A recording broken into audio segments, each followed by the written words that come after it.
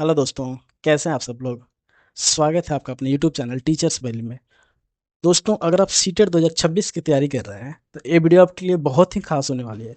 मैं ऐसा क्यों बोल रहा हूँ, क्योंकि देखिए, अगर आप सीटेट के पैटर्न को देखते हैं तो सीटेट का पैटर्न पहले से बहुत चेंज हुआ है। जैसे कि पहले क्रिटिकल थिंकिंग वाले क्वेश्चन थोड़ा कम आते थे, लेकिन क्वेश्चंस आते थे लेकिन थोड़ा कम आते थे, लेकिन अभी क्रिटिकल थिंकिंग या उसको आलोचनात्मक सोच वाले क्वेश्चंस अब उसकी संख्या अभी बढ़ी है। ठीक है, तो मैं इस वीडियो में यही डिस्कस करूँगा कि जो एक आलोचनात्मक सोच वाले क्वेश्चंस हैं उसको हम कैसे 10 से 20 सेकेंड में कर सकते हैं। दोस्तों, एक कोई ट्रिक या जादू नहीं है।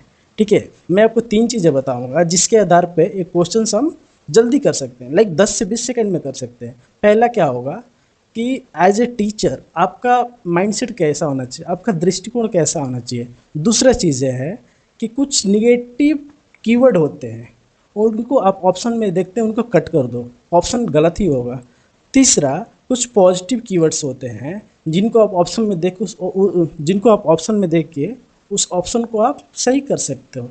ठीक है, पहले मैं आपको कुछ एग्जांपल्स दिखाता हूँ, उसके बाद हम पॉजिटिव, निगेटिव और एज ए टीचर आपका दृष्टिकोण कैसा होना चाहिए उसके बारे में डिस्कस करेंगे। जैसे क्वेश्चन है, to cater individual difference in a classroom with diverse learner, what a teacher should do. विविध शिक्षार्थी वाली कक्षा में व्यक्तिगत विविधताओं को पूरा करने के लिए एक शिक्षक को क्या करना चाहिए। इसका पहला ऑप्शन है to use standard curriculum and uniform teaching, मानकीकृत पाठ्यक्रम और समान परीक्षण का उपयोग करना। देखो, जो यहाँ पे स्टैंडर्ड करिकुलम है ना, मानकीकृत पाठ्यक्रम, इसको हम एक निगेटिव कीवर्ड कंसीडर करते हैं, इसीलिए पहला ऑप्शन गलत हो जाएगा। दूसरा ऑप्शन देखते हैं, segregate students based on their IQ score. जो सेग्रीगेशन है ना, यहाँ पे जो अलग करना एक निगेटिव कीवर्ड माना जाता है, इसलिए दूसरा ऑप्शन भी गलत हो जाएगा। तीसरे में है कि focus only on high achieving students, only हो गया। ऐसे भी कुछ ऐसे कीवर्ड है जो मैं आपको डिस्कस करूंगा, ऐसे कीवर्ड को निगेटिव कीवर्ड माना जाता है जिसको हम ऑप्शन से एलिमिनेट कर सकते हैं, मतलब उसको हटा सकते हैं, इसलिए तीसरा ऑप्शन भी आपका गलत हो जाएगा। चौथा ऑप्शन में है engage in differentiated instruction and flexible grouping.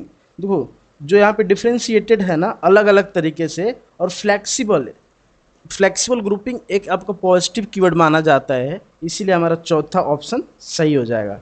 दूसरा क्वेश्चन को देखते हैं, which of the following strategy is most effective to foster long term intrinsic motivation in students.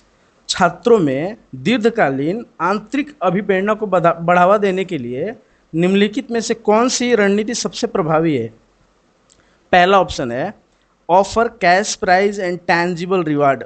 देखो, जहाँ पे भी रिवार्ड, पनिशमेंट, फियर आ जाए ना, उसको हम एक निगेटिव कीवर्ड मानते हैं और ऐसे ऑप्शंस को हम एलिमिनेट कर सकते हैं, मतलब हटा सकते हैं, तो पहला ऑप्शन नहीं होगा।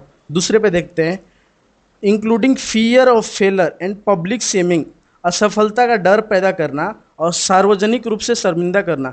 जो यहाँ पे फियर है ना और शेमिंग, ये दोनों निगेटिव कीवर्ड माना जाता है, इसलिए हमारा दूसरा ऑप्शन भी गलत हो जाएगा। तीसरा ऑप्शन की तरफ देखते हैं, helping student to set a personal goal and find joy in learning. देखो, यहाँ पे जो जॉय इन लर्निंग है, फन इन लर्निंग है, हमेशा एक पॉजिटिव कीवर्ड माना जाता है, इसीलिए तीसरा ऑप्शन हमारा सही हो जाएगा। आपने देखा ना कि कैसे मैं ऑप्शन को एलिमिनेट कर रहा था, मतलब कैसे ऑप्शंस को मैं हटा रहा था कि ये ऑप्शन नहीं हो सकता है, ये ऑप्शन हो सकता है। इसके 3 तरीके, जैसे मैंने आपको बताया था कि आपको एज ए टीचर आपका माइंडसेट कैसा होना चाहिए, दृष्टिकोण कैसा होना चाहिए, और कुछ पॉजिटिव कीवर्ड्स है, कुछ निगेटिव कीवर्ड्स है, तो उसके बारे में हम देखेंगे। पहला देखते हैं कि एज ए टीचर आपका माइंडसेट कैसा होना चाहिए, आपका दृष्टिकोण कैसा होना चाहिए।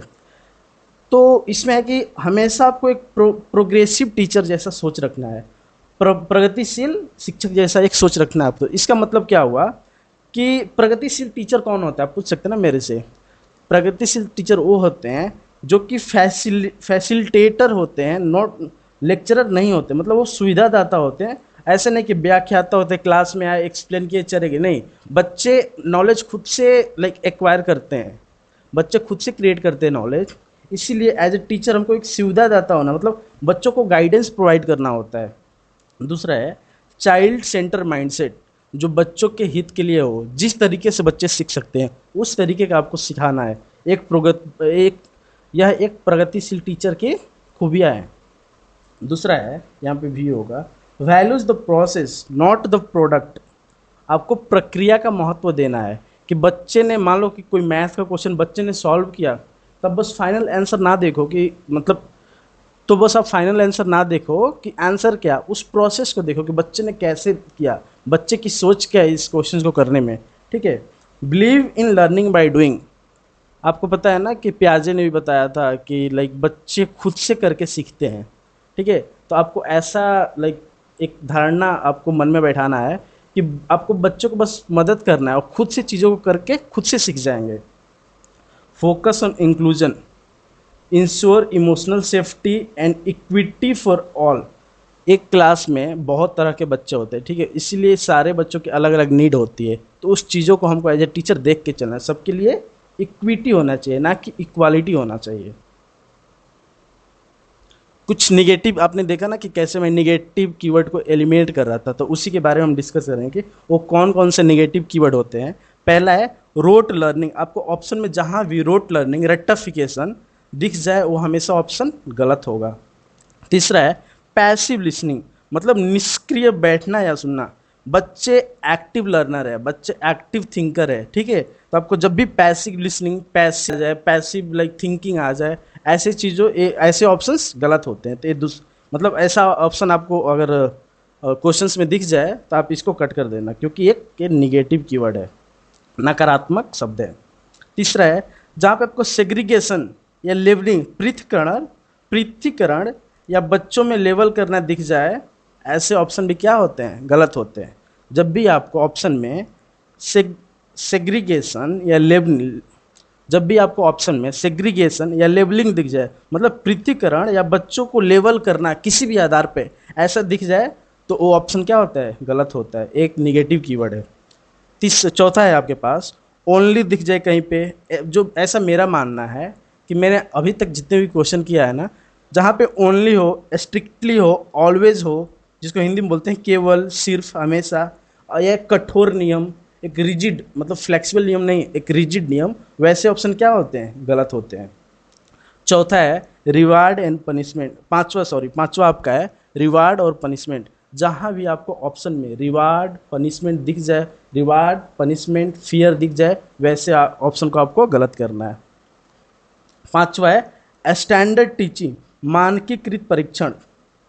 सारे बच्चे अलग होते हैं, हर बच्चों के लिए आप लाइक सारे बच्चों के लिए स्टैंडर्ड करिकुलम, स्टैंडर्ड शिक्षण परीक्षण आप नहीं कर सकते हैं। ठीक है। इसलिए जब भी स्टैंडर्ड टर्म आए आप वैसे ऑप्शन को गलत मानें, क्योंकि एक निगेटिव कीवर्ड है। उसके बाद कुछ पॉजिटिव कीवर्ड को देखते हैं कि जो आपके ऑप्शन में दिखे तो आप उसको सही कर सकते हो। एक्टिव इंगेजमेंट, सक्रिय भागीदारी।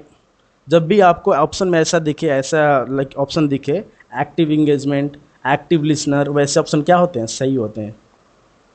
क्रिटिकल थिंकिंग, समालोचनात्मक चिंतन, जब भी ऐसे ऑप्शन दिखे आप सही कर सकते हो। डिस्कवरी इंक्वायरी, खोजबीन और खोजी अधिगम, ऐसे भी आपको ऑप्शन में दिखे तो वैसे ऑप्शन को क्या करना है, आपको सही करना है। Escape folding, peer learning, group discussion, ऐसे चीज़ें अगर आपके ऑप्शन में दिख जाए तो ऐसे ऑप्शन क्या होते हैं, वो भी सही होते हैं। फॉर्मेटिंग असेसमेंट, देखिए असेसमेंट दो तरीके के होते हैं ना, समेटिव और फॉर्मेटिव। तो फॉर्मेटिव असेसमेंट जब भी आपको दिखे तो देखिए, जब भी हम अगर छोटे क्लास में जाते हैं तो हम ज़्यादा प्रीफर करते हैं फॉर्मेटिव असेसमेंट को। इसीलिए अगर आपके ऑप्शन में जब भी फॉर्मेटिव असेसमेंट दिखे तो वैसे ऑप्शन सही हो सकते हैं। इंडिविजुअल डिफरेंस, व्यक्तिगत विभिन्नताओं, मैंने आपको बताया ना कि सारे बच्चे लाइक अलग अलग सोचते हैं, सारे बच्चे की थिंकिंग अलग होती है, लाइक करने की प्रक्रिया अलग हो सकती है, तो इनके आधार पे व्यक्तिगत विभिन्नताओं होता है। तो आपको जब भी ऐसे ऑप्शन में दिखे तो आप सही कर सकते हो। दोस्तों, अगर आपने मेरे YouTube चैनल टीचर्स वैली को अभी तक फॉलो नहीं किया है तो आप जाकर फॉलो कर सकते हैं, क्योंकि उसमें आपको मिलेगा सारी चीज़ें like complete lecture, PYQ, mock test और कंप्लीट गाइडेंस। तो इसके लिए आपको मेरे YouTube चैनल टीचर्स वैली को फॉलो करना होगा। Thank you so much.